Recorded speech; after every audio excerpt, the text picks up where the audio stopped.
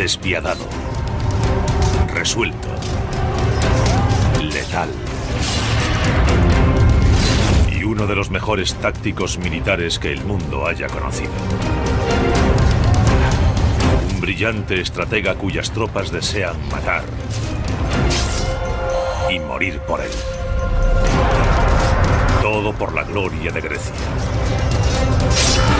Es Alejandro Magno. En el siglo IV a.C., Alejandro gobierna más de la mitad del mundo conocido. Pero eso no es suficiente para él. Quiere más. Ansioso por expandir su imperio, Alejandro desea conquistar un nuevo territorio, la India. Todo lo que se interpone ante él son 2 inmensos ríos y 3/4 de millón de soldados indios.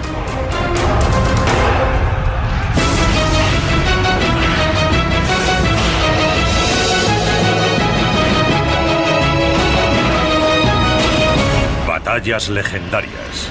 Alejandro, el señor de la guerra.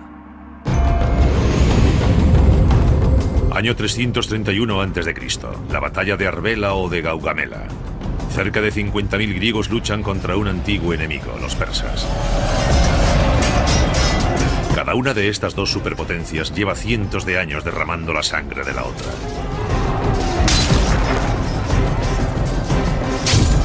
Los griegos se enfrentan a un enemigo que los dobla en número. Pero en ese día de octubre salen victoriosos. Y cambian el curso de la historia.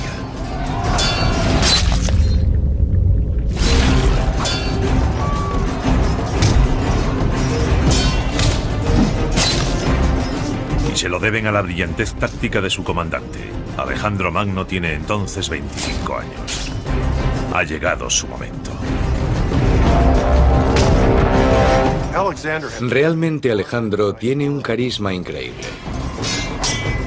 Es guapo y con un físico fuerte y musculoso. Es muy carismático y sus soldados prácticamente lo adoran.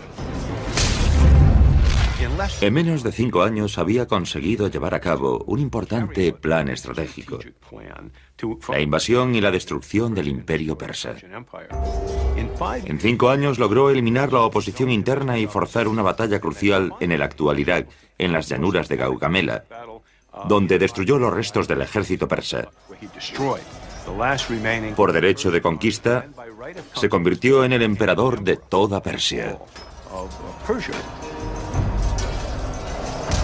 Hay quien cree que Alejandro está predestinado a alcanzar la grandeza por su estirpe, que la familia de su padre desciende de Hércules y la de su madre de Aquiles. El imperio de Alejandro se extiende ahora desde Grecia hasta Egipto, hasta el actual Afganistán, uno de los mayores de toda la historia. Pero la sed de Alejandro de poder y gloria es insaciable. 5 años después de derrotar a los persas, Alejandro está listo para enfrentarse a un nuevo oponente. Marcha con 32.000 experimentados soldados a lo largo de las orillas del río Indo, listo para su próxima conquista: la India. Alejandro ha estado muy ocupado los últimos 8 años. Ni siquiera tiene 30 años. Y ya es el emperador de Persia tras derrotar al poderoso imperio en una campaña muy sangrienta. Es el faraón de Egipto.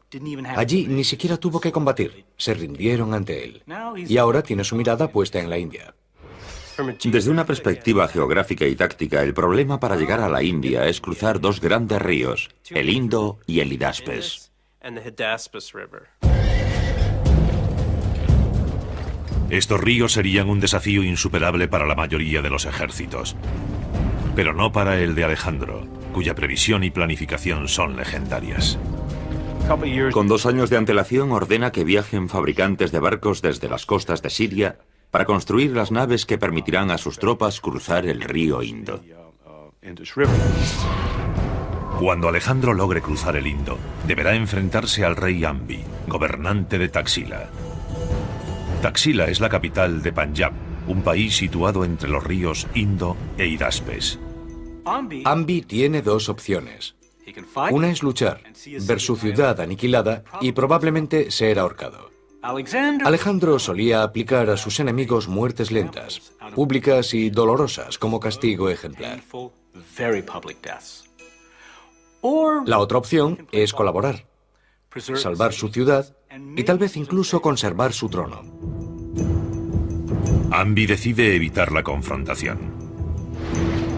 Alejandro cruza el río y se apodera fácilmente de Taxila, convirtiéndola en una base de operaciones para su invasión de la India.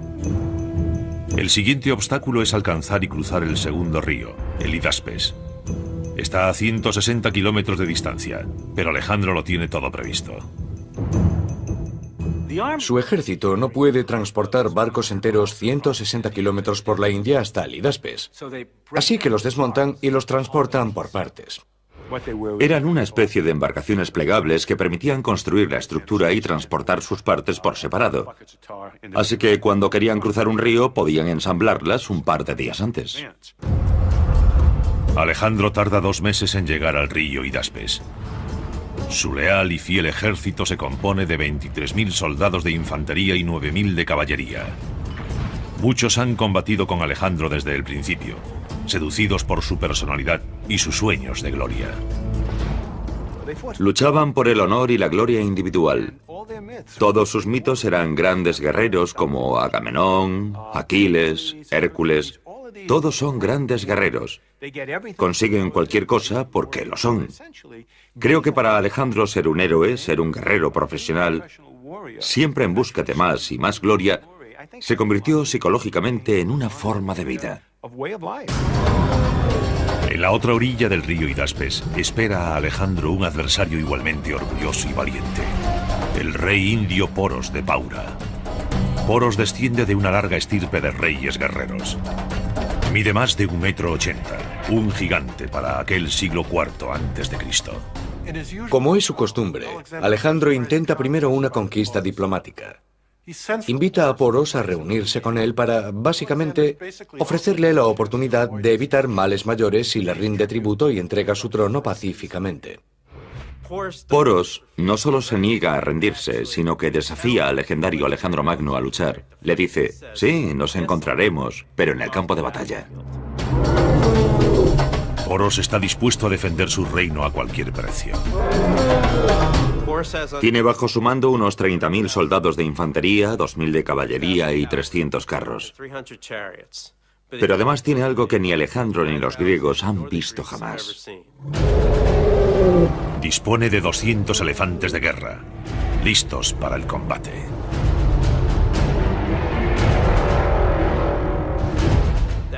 El elefante era un elemento bélico muy desarrollado en el ejército indio. Se necesitaban 10 años para adiestrar a un elefante y estaban muy bien entrenados.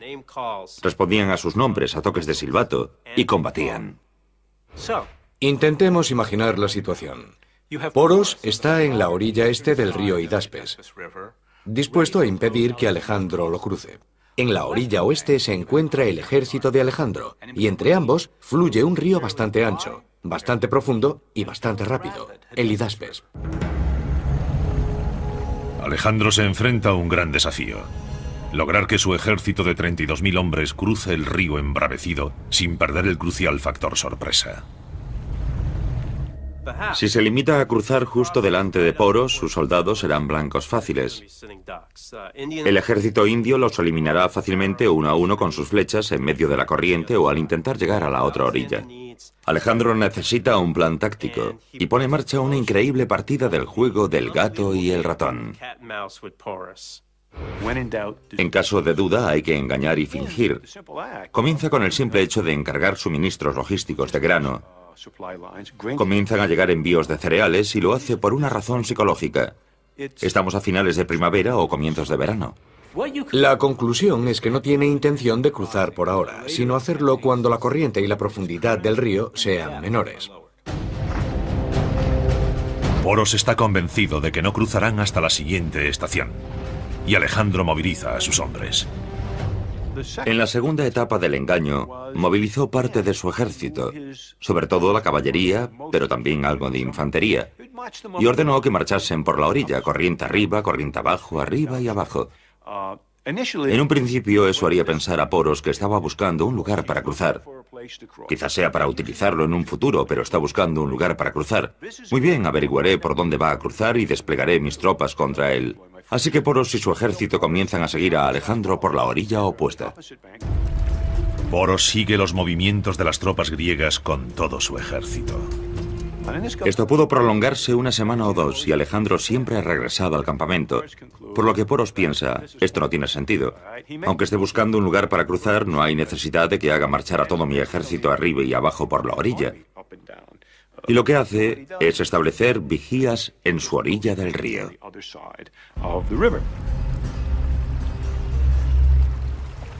Eso es exactamente lo que Alejandro pretendía.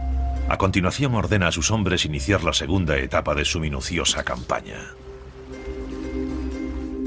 Su misión es encender hogueras, hacer ruido y atraer la atención cada noche. Alejandro vuelve a centrar la atención del ejército de Poros en el ruido que hacen sus hombres en la orilla del río. Alejandro ha logrado una ventaja táctica muy importante: la capacidad de mover su ejército por su orilla del río sin provocar una respuesta táctica importante del enemigo. Básicamente, ha reducido el nivel de alerta, la capacidad de atención de Poros y de su ejército. Por fin, después de 2 meses y al amparo de la oscuridad, Alejandro conduce un contingente de tropas fuera del campamento. Debido a la situación a la que se ha acostumbrado, Poros casi no presta atención. Alejandro nunca tuvo la intención de esperar para cruzar el río. Todo lo que ha hecho hasta ahora es crear la situación necesaria para cruzar el río sin alertar al ejército indio y así lograr una ventaja táctica. Es absolutamente brillante. Sabe exactamente por dónde va a cruzar y que lo va a hacer esa noche. Lo que hace es remontar el río 27 kilómetros por la orilla, con 10.000 soldados de infantería, 6.000 de caballería y 1.000 arqueros de caballería ligera aproximadamente. Pero Poros no será el único sorprendido esa noche. El río Hidaspes también deparará algunas sorpresas a Alejandro.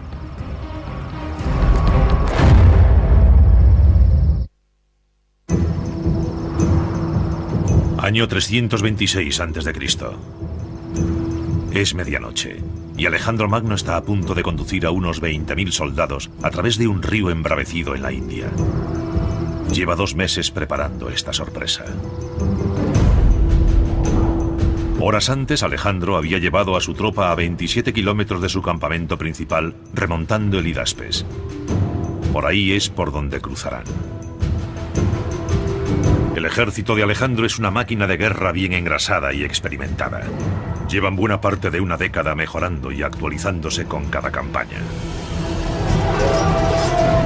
3 años antes se enfrentaron a uno de sus mayores desafíos contra los nómadas de Asia Central. La batalla se desarrolló cerca de Bactria y Sogdiana, los actuales Afganistán y Pakistán, las provincias más orientales del imperio de Alejandro. El problema de Alejandro con las provincias más orientales es que no son verdaderas naciones-estado, sino conglomerados de comunidades étnicas tribales que luchan entre sí. Algo muy parecido a lo que hoy sucede en Pakistán y Afganistán. Por lo tanto, lo que se propone básicamente es sofocar esas revueltas. Los habitantes de Asia Central son tribus nómadas de pastores que proceden de las orillas del Mar Caspio. Son duros, tienen que serlo para sobrevivir en las escarpadas montañas de Afganistán. Son magníficos jinetes expertos en tácticas de hostigamiento. Tanto Alejandro como sus tropas carecen del equipamiento y el entrenamiento necesarios para enfrentarse a este tipo de ataque. La formación habitual de los griegos consiste en moverse a la vez, en una falange formada por varias filas de guerreros. Pero su nuevo enemigo, los guerrilleros tribales de Asia Central, cuenta con arqueros a caballo que atacan con flechas rápidas y letales. Se mueven con gran ligereza y rapidez. Hostigan al enemigo con una descarga de flechas o jabalinas y se retiran rápidamente. Para combatir esta nueva amenaza, Alejandro reestructura su ejército e incorpora una caballería ligera de arqueros a sus tropas. Lo que hace es reconfigurar su ejército de origen fundamentalmente persa para que sea mucho más ligero.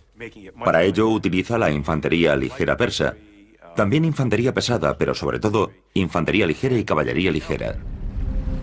Estas tropas más rápidas y con experiencia en combate son las que Alejandro conduce hacia la conquista de la India. Tras 2 años de guerra de guerrillas en las provincias orientales y haber logrado la victoria, Alejandro fija ahora su mirada más al este, en la India. Pero sabe que se enfrenta a un enemigo formidable. El historial del ejército del rey Poros es largo y sangriento. La India se compone en esa época de 16 reinos regionales, cada uno en constante lucha con los demás por el dominio. La guerra era la situación más habitual. Tan pronto como un rey llegaba al poder, comenzaba a atacar a sus vecinos. La India tenía una tradición bélica de más de 1000 años, que se remontaba a la llegada de las tribus arias de Eurasia Central. Fue una de las mayores migraciones de la historia. Para hacernos una idea del aspecto de aquellas personas, podemos encender el televisor y ver a las tribus afganas. La población de esa región montañosa del norte no ha sufrido modificaciones genéticas desde el siglo XVIII. Ese es el aspecto que tenían los arios. Era un pueblo alto, moreno, con barba y de ojos oscuros que tenía caballos y carros, por lo que no tardó en conquistar la India. Los expertos siguen discutiendo muchos aspectos de los arios. Sabemos que eran feroces guerreros y que introdujeron el caballo y el carro en el subcontinente indio. Los carros aportan movilidad y velocidad en el campo de batalla y permiten a los arios conquistar la mayor parte del subcontinente. También sabemos que durante un milenio tras la invasión aria, la India fue gobernada por guerreros cuyas tribus estaban constantemente en guerra unas con otras.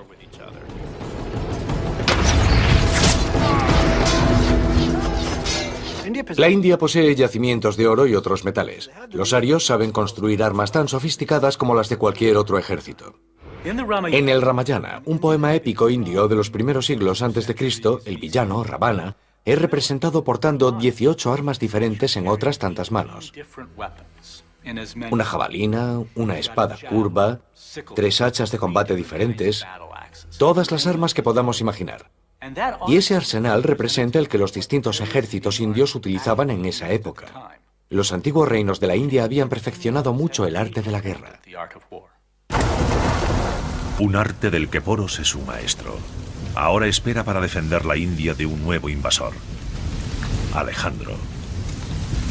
Poros cree que dispone de tiempo para descubrir cuándo Alejandro cruzará el Hidaspes, pero ha sido engañado. Alejandro lo está cruzando ahora mismo 27 kilómetros río arriba. 10.000 soldados griegos de infantería, 6.000 de caballería pesada y 1.000 arqueros asiáticos de caballería ligera se lanzan a las aguas embravecidas. Hay tormenta, cruzan en plena noche y está nublado. La oscuridad es total. Se lanzan a las aguas embravecidas casi a ciegas. Es algo aterrador. La intensa corriente agita las endebles embarcaciones plegables de los griegos. Algunos soldados utilizan pieles de cabra llenas de paja para mantenerse a flote. Los caballos irían nadando delante de los soldados o tirarían de ellos por las riendas. Están cruzando el río durante la noche, es una maniobra bastante complicada. Peor aún, empieza a llover y a soplar el viento. Sin embargo, una gran tormenta beneficiaría a Alejandro, ya que eso disimularía el ruido y mantendría a los vigías de Poros a cubierto. Alejandro está seguro de haber elegido bien el lugar por el que cruzar, pero lo que él considera la otra orilla del río es en realidad una isla que divide el río en dos. Cruza el río, llega a la isla, la atraviesa por un estrecho desfiladero en el que puede ocultar sus tropas de Poros y descubre horrorizado que no está en la otra orilla. No es la orilla opuesta, sino una isla. Descubren otra isla oculta detrás de la primera. Los griegos han de cruzar el río 2 veces más y el tiempo se agota. Alejandro acaba de cometer uno de los pocos errores tácticos de su carrera. Cuando buscó el lugar por donde cruzar, no envió nadadores a la otra orilla. Vio una isla y la orilla detrás de ella. Pero lo que él consideraba la otra orilla era otra isla. Y ahora piensa, ¿qué vamos a hacer? El río es demasiado profundo. Así que recorren la isla hasta que encuentran un lugar donde el agua les llega hasta el pecho y cruzan por allí nadando y arrastrando sus equipos hasta llegar a la otra isla. Está amaneciendo, tienen hambre y frío, y están empapados, pero aún así alcanzan la otra orilla del río. Poco tiempo después, los vigías descubren lo que ocurre y un jinete informa a Poros de que Alejandro ha logrado cruzar y avanza hacia él con sus tropas. Poros se enfrenta a un dilema. Sus vigías dicen que Alejandro ha cruzado el Hidaspes, pero enfrente de su campamento ve un gran número de tropas griegas. Alejandro, astutamente, había dividido su ejército la noche anterior. Unos 15.000 soldados cruzaron el río, pero otros 12.000 se quedaron en el campamento. Dejando esas tropas en la otra orilla impide que Poros se mueva porque ignora por completo si Alejandro ha movilizado el grueso de su tropa o se trata de un señuelo. Si así lo cree, el grueso del ejército enemigo cruzará delante de él y estará entre la espada y la pared. ¿O será aquel el ataque principal? Ante este dilema, Poros toma una decisión. Envía solo un destacamento para hacer frente a los griegos que han cruzado el río. Al no movilizar el grueso de sus tropas, descubre su juego. Cree que el grueso del ejército griego está frente a él al otro lado del río, y lo que se aproxima hacia él es un contingente más pequeño. Poros envía solo 2.000 de sus 4.000 soldados de caballería pesada y 200 de sus 300 carros hacia el norte a enfrentarse con el enemigo. Su comandante será el hijo de Poros, también llamado Poros. Al mismo tiempo, Alejandro moviliza a sus exhaustos hombres y marcha hacia el sur con su caballería pesada en cabeza. Detrás de ellos van los arqueros asiáticos de la caballería ligera y detrás, la infantería. Pero tan pronto como Alejandro ve el avance de la caballería pesada y los carros del ejército de Poros, se detiene y bajo la inmensa presión del campo de batalla, reconfigura sus tropas sobre la marcha. Alejandro es brillante, sabe exactamente cómo y cuándo modificar su ataque o su defensa en un momento dado. Ve la configuración del ejército de Poros y retira de inmediato su caballería pesada. Enfrentar su caballería pesada contra los carros y la caballería pesada del enemigo no es la mejor opción. Tácticamente sería mejor enviar su caballería ligera para hostigar y detener el avance del enemigo. Y eso hace, envía a sus arqueros iraníes a caballo. Es un truco que aprendió a luchar contra ellos en los límites orientales del Imperio Persa. La caballería ligera de Alejandro se enfrenta al pequeño contingente del joven Poros. Es el comienzo de la batalla del río Hidaspes.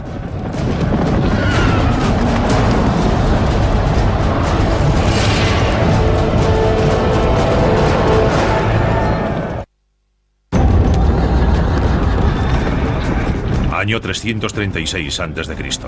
La batalla del río Hidaspes, una de las más brutales de la historia, ha comenzado. La infantería ligera de Alejandro Magno intenta impedir con sus flechas el avance de los soldados indios. Los arqueros griegos utilizan un arco compuesto muy sofisticado. Está hecho de cuerno y tendones de las patas de ciervos o antílopes salvajes. El modus operandi de los arqueros a caballo de Alejandro es atacar y huir. Atacar y huir, no llevan armadura. Como no se acercan lo suficiente al enemigo, no la necesitan, ya que no hay arqueros entre los indios. Protegen sus cabezas con gruesos turbantes de algodón y sus torsos con una armadura acolchada, sorprendentemente resistente. Probablemente era como un chaleco antibalas, compuesto quizá de 2 capas de algodón o incluso lana. Entre esas 2 capas habría algodón sin procesar. Lo crean o no, las fibras de algodón en ramas sin procesar bastan para parar una flecha. Los arqueros a caballo de Alejandro detienen a las tropas indias y las inmovilizan. Su objetivo es restar fuerzas al ataque de la caballería india e impedir que se disperse. Y eso es exactamente lo que ocurre. Han impedido que se disperse y permanece casi inmóvil. Alejandro moviliza entonces sus escuadrones de caballería pesada griega, que se abalanzan sobre la inmóvil caballería india.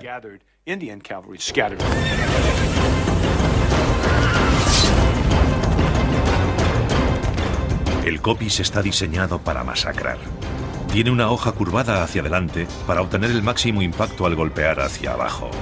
Se trata de una antigua herramienta de carnicero, perfecta para la carne y los enemigos. Los carros de arqueros indios lanzan un torrente de flechas contra la infantería de Alejandro. Pero un pequeño escudo de madera cubierto de bronce protege a la infantería griega. Las flechas indias cumplen su cometido, pero las condiciones del campo de batalla favorecen a Alejandro. La lluvia de la noche anterior ha convertido el campo de batalla en un barrizal. Los carros son muy pesados y sus ruedas cubiertas de hierro no pueden maniobrar. Son totalmente inútiles en el barro. Los indios son superados numérica y tácticamente. Mueren casi 500 jinetes indios.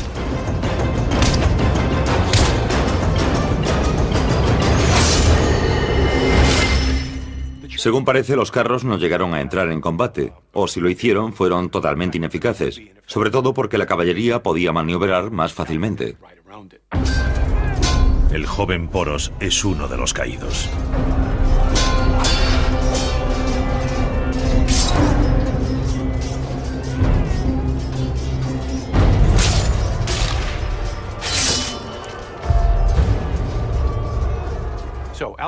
Básicamente, Alejandro ha destruido y barrido la tropa de reconocimiento que Poros ha enviado. Los supervivientes se retiran al campamento de Poros. Le comunican que su hijo está muerto, que sin duda es Alejandro quien dirige el grueso de su ejército y que se dirige al lugar donde están. Poros comprende que el objetivo del contingente griego de la otra orilla del río no es otro que mantenerlo en ese lugar. Poros sigue sufriendo la amenaza de un ataque a través del río, así que deja allí un contingente importante como retaguardia para hacer frente a ese posible ataque. Hace salir al resto de su ejército del campamento y lo dirige río arriba al encuentro de Alejandro. Unas 3 horas más tarde se detiene en un campo de batalla favorable. Según los textos, Poros desplegó su ejército en el primer lugar en el que encontró el terreno seco. ¿Por qué lo haría? Por 2 razones. La primera, porque tenía 200 carros a su disposición. La segunda son los elefantes, que son pesados y no sirven de nada si resbalan continuamente.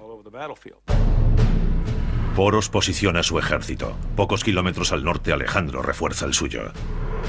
Antes de cruzar el Hidaspes, además de dividir su ejército, había situado refuerzos a mitad de camino entre su campamento principal y el lugar por el que cruzaría el río. Por lo tanto, durante la noche no había dividido su ejército en 2 contingentes, sino en 3. Y estos refuerzos, unos 4.500 soldados de infantería y 3.000 de caballería, son tropas frescas. Han dormido algo, han recorrido la mitad de la distancia que el grupo de Alejandro y todavía no han entrado en combate. Los refuerzos cruzan el río y se unen al contingente de Alejandro. Alejandro está ahora al frente de unos 8.000 soldados de caballería y aproximadamente 15 o 16.000 soldados de infantería. Pero los hombres de Alejandro están demasiado dispersos. La caballería va delante y la exhausta infantería la sigue con varias horas de retraso. A medida que Alejandro se acerca al campo de batalla, ve a Poros, y dada la situación se ve obligado a retrasar la batalla. Y lo hace ordenando avanzar a sus arqueros iraníes a caballo, que comienzan a hacer pasadas ante el enemigo lanzando flechas.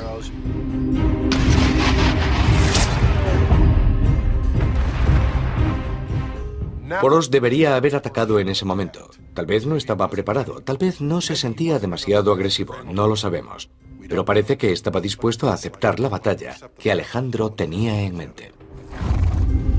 Poros ha dado tiempo a Alejandro para que llegue su infantería y pueda analizar la formación de las tropas enemigas. Ve ante sí una línea de 200 elefantes de guerra con experiencia en combate. Detrás de los elefantes, una línea aún más larga de 30.000 soldados de infantería. Y en cada ala, una brigada de 1.000 soldados de caballería para proteger los flancos. La infantería de Alejandro es la mitad que la del enemigo, así que su intención es que se libre una batalla de caballería en lugar de una batalla de infantería. Pero hay un problema, los elefantes. El historiador romano Curcio describe así la escena. Las bestias, situadas entre las líneas de hombres armados, parecían torres a cierta distancia, y el propio Poros superaba la estatura humana. La altura de la bestia que montaba parecía sumarse a la suya. Los macedonios nunca habían visto tantos elefantes. Para los soldados no representaban un gran problema, pero sí para los caballos. No estaban acostumbrados a los elefantes, y su olor, su sonido y su aspecto aterraron a los caballos macedonios. Alejandro debe revisar su estrategia para poder aprovechar su caballería o perderá esta batalla y su mejor oportunidad para conquistar la India.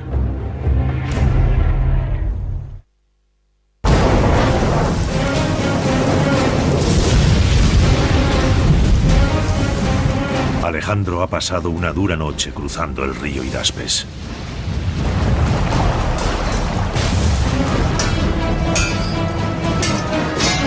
Ha derrotado a una pequeña avanzadilla india.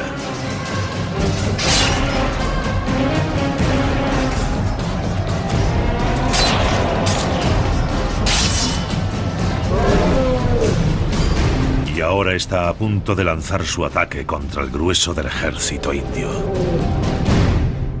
La infantería india duplica en número a la griega. Alejandro sabe que su fuerza reside en su caballería, 4 veces mayor que la india. La clave reside en evitar una batalla de infantería. Alejandro tenía la gran habilidad de analizar rápidamente el campo de batalla y de crear una estrategia que le diese ventaja. Alejandro despliega su escuadrón de caballería de 4.000 jinetes hacia el flanco izquierdo de Poros. Poros solo dispone de 2.000 soldados de caballería, 1.000.000 en cada flanco. Poros ordena a su caballería del flanco derecho abandonar su posición, cabalgar por detrás de la línea de combate y reforzar el flanco izquierdo. Y ese es el error que Alejandro ha estado esperando. Ordena que Coeno, uno de sus comandantes y 2.000 de sus soldados de caballería que se dirigían hacia el flanco izquierdo de Poros, cambien de dirección y ataquen el indefenso flanco derecho. Los 2.000 jinetes llegan al flanco derecho, donde no hay nadie con quien luchar. Giran a la derecha y cabalgan hasta situarse tras las posiciones de los indios. Es una situación extraña que se debe a la brillantez táctica de Alejandro. Coeno y los 2.000 soldados de caballería se sitúan detrás de las líneas indias, y Alejandro ordena a sus arqueros a caballo que descarguen sus mortíferas flechas sobre la caballería india una y otra vez. Entonces, Alejandro ordena a su brigada de élite de 2.000 jinetes que superen a galope tendido por la derecha el flanco izquierdo de Poros. Poros hizo lo que cualquier comandante habría hecho. Intenta desplegar su flanco izquierdo. Ordena a su flanco izquierdo que cambie su posición hacia la izquierda, lo que implica abandonar sus posiciones. Forman una columna de marcha y comienzan a moverse hacia la izquierda para evitar ser superados. A medida que los indios comienzan a marchar hacia la izquierda, y con Coeno también en movimiento, Alejandro vuelve a cambiar de dirección. En lugar de rodear el flanco izquierdo de Poros, ordena un movimiento hacia el interior y logra aislar el ala izquierda del grueso del ejército enemigo. Al mismo tiempo, Coeno, que ha rodeado todo el campo de batalla, llega a lo que llamamos Schwerpunkt, el punto decisivo de la batalla, y ataca el flanco izquierdo del ejército de Poros.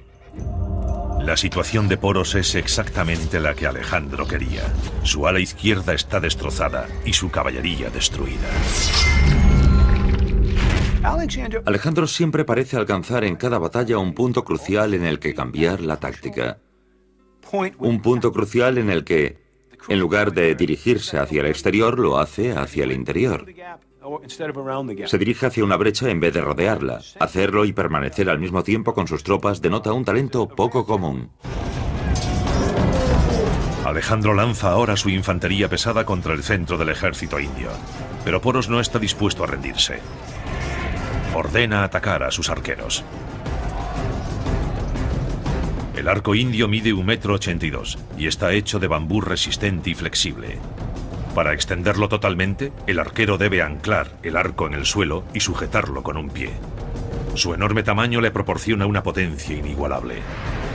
Sus flechas con punta de hueso o metal pueden penetrar cualquier armadura.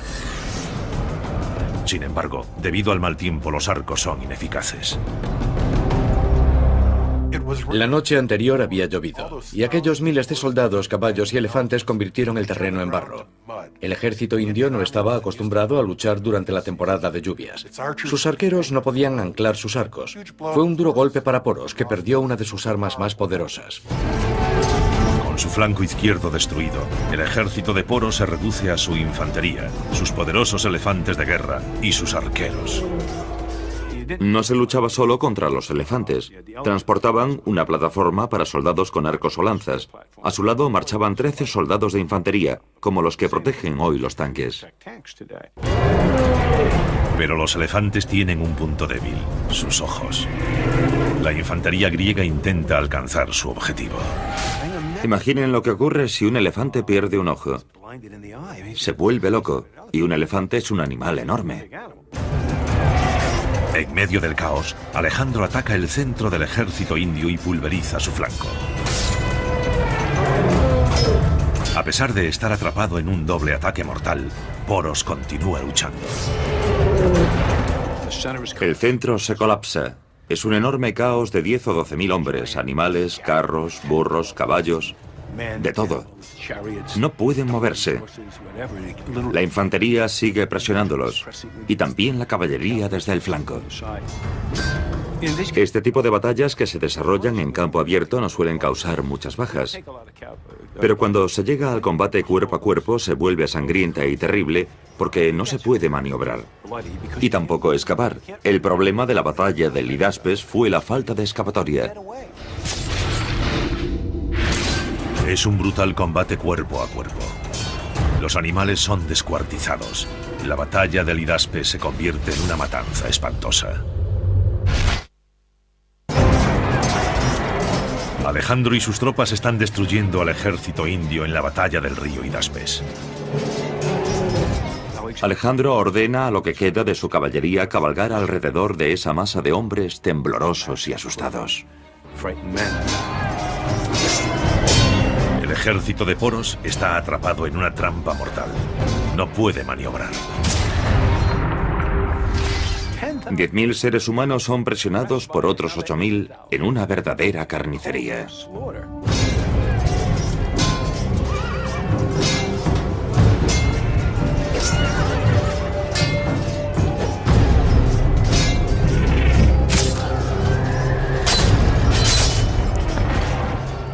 Los gritos de los animales, el ruido de un elefante herido, el relincho de dolor de un caballo. Pensemos que si un caballo resbalaba o caía herido, o un soldado caía, y recordemos que no usaban sillas de montar, morían aplastados.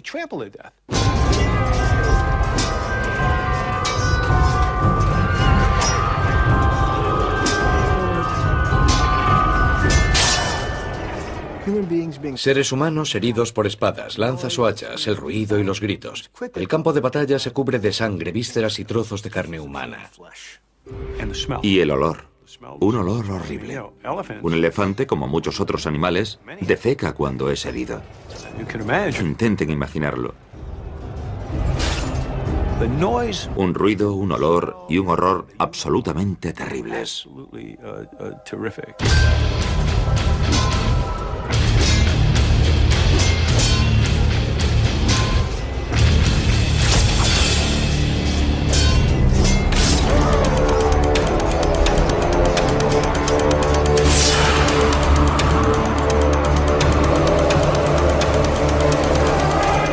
Unas 7 horas después del comienzo de la batalla, el ejército de Poros ha sido prácticamente destruido. Pero Poros sobrevive. El ejército de Poros no ha sido destruido por completo, pero probablemente ha perdido unas 3/4 partes. Él mismo sigue luchando malherido. Alejandro admira la valentía de Poros y su determinación por seguir luchando pese a una derrota segura. Alejandro ve en Poros un espíritu afín. No quiere matar a un guerrero que ha llegado a respetar, así que envía a un mensajero para ofrecerle un encuentro. El historiador griego Arriano recoge aquella conversación. Alejandro fue el primero en hablar y dijo: ¿Cómo debo tratarte? Trátame como a un rey, fue la célebre respuesta de Poros. Alejandro queda tan impresionado por la dignidad y el porte de Poros que le permite seguir siendo rey y conservar sus territorios y sus súbditos. No hay ninguna duda de que Alejandro demuestra una gran brillantez táctica en la batalla del río Hidaspes. Sin duda sabe analizar un campo de batalla. Tiene lo que Napoleón denominó coup d'oeil, un golpe de vista. Observando el terreno y la disposición de las tropas, es capaz de elaborar rápidamente, en este caso, un plan táctico que le sea favorable. Con su victoria en el Hidaspes, Alejandro Magno ha dado su primer paso tras la frontera india. Pero también será el último. A medida que se adentra más en la India, varios estados dejan a un lado sus disputas y se unen contra el invasor. En el próximo campo de batalla, Alejandro se enfrentará a 300.000 soldados indios. Da la impresión de que en su intento por conquistar la India, la estrategia de Alejandro quizá no fue tan buena como lo había sido en el pasado. Cualquier perspectiva razonable de la India de aquella época le habría llevado a la conclusión de que se trataba de una empresa bélica casi imposible para un pequeño ejército griego. Los hombres de Alejandro consideran que el objetivo de su líder se ha convertido en una misión suicida. Llevan mucho tiempo combatiendo y parece avecinarse un motín. Intenta convencerlos para seguir adelante. Es un líder carismático y sus tropas son leales, pero han alcanzado su límite. Alejandro, siempre compenetrado con sus hombres, decide plegarse a la voluntad de sus tropas y se dirige al sur para regresar a Babilonia, en el actual Irak. Pero su aventura oriental podría haberle costado la vida. Lo más probable es que muriese de malaria en Babilonia. Según los textos, también había sido nombrado faraón y su cuerpo fue enviado a Egipto, donde fue embalsamado y puesto en un ataúd de cristal. Alejandro Magno, uno de los estrategas militares más brillantes de la historia, muere a los 33 años. Conquistó gran parte del mundo conocido. Su historial y su capacidad de liderazgo han inspirado a otros grandes militares a lo largo de la historia. En 1991, durante la Primera Guerra del Golfo, el general Norman Schwarzkopf aplicó con el llamado gancho de izquierda una de las estrategias de Alejandro Magno. Como Alejandro, Schwarzkopf básicamente fingió un ataque principal desde el sur contra las fuerzas iraquíes que ocupaban Kuwait. Pero el grueso de sus tropas, la caballería pesada actual, los tanques, dio un rodeo de cientos de kilómetros hacia el oeste para situarse en el flanco derecho de los iraquíes. Un gancho de izquierda con el que noqueó al ejército iraquí. Las batallas terrestres de la Operación Tormenta del Desierto no duraron más de 100 horas. Alejandro se habría sentido orgulloso del éxito de su táctica de fingir y rodear. Alejandro Magno combatió durante más de 11 años, recorrió más de 32.000 kilómetros y nunca perdió una batalla. Sin embargo, nunca estuvo satisfecho. Es una de las cuestiones más interesantes de esta historia. Tras alcanzar todos los objetivos estratégicos que se había propuesto y además contra todo pronóstico, ¿por qué Alejandro quería siempre más? ¿Por qué nada era suficiente para él? Creo que es un personaje muy peculiar a nivel psicológico.